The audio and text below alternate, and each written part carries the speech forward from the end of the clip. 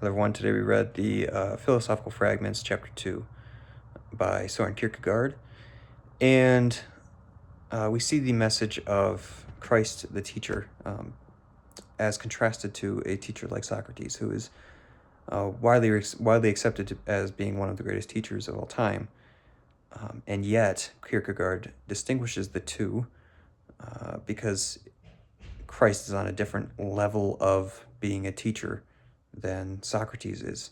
Socrates obviously followed the Socratic method. That's where we get the name from. So he asked questions. He was kind of alongside his disciples, if you will, in trying to find the truth, whereas Christ as God, become man, is the truth, has full knowledge of the truth in a way that Socrates did not. And so only he can really be called a teacher, like an uppercase T teacher in that sense. And the obstacle is not in any error on the part of the teacher, but any difficulties in learning is on the part of the learner. This is a quote from Kierkegaard. It says, "Moved by love, the God is thus eternally resolved to reveal himself. But as love is the motive, so love is also the end.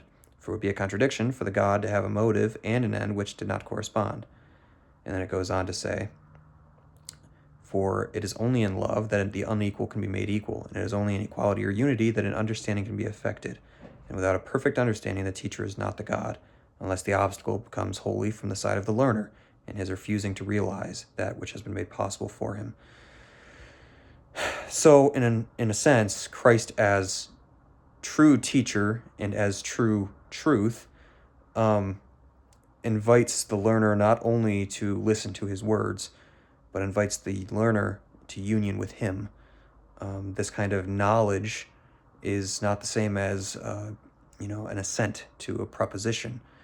It is a full, unreserved attentiveness to the teacher, who is God, as though he's actually a voice of authority, whereas with Socrates, you're kind of working to the truth with him. But with Christ, his words are truth. And any obstacles we may face in coming to the truth under the teachership of Christ is on our part as the learner. And the end of this teaching is love. It's not gain on Christ's part. God does not need anything from man. Kierkegaard talks about that. Love is the sole motive. It is the motive, and it is the end. It is the goal is to bring the learner to union with himself.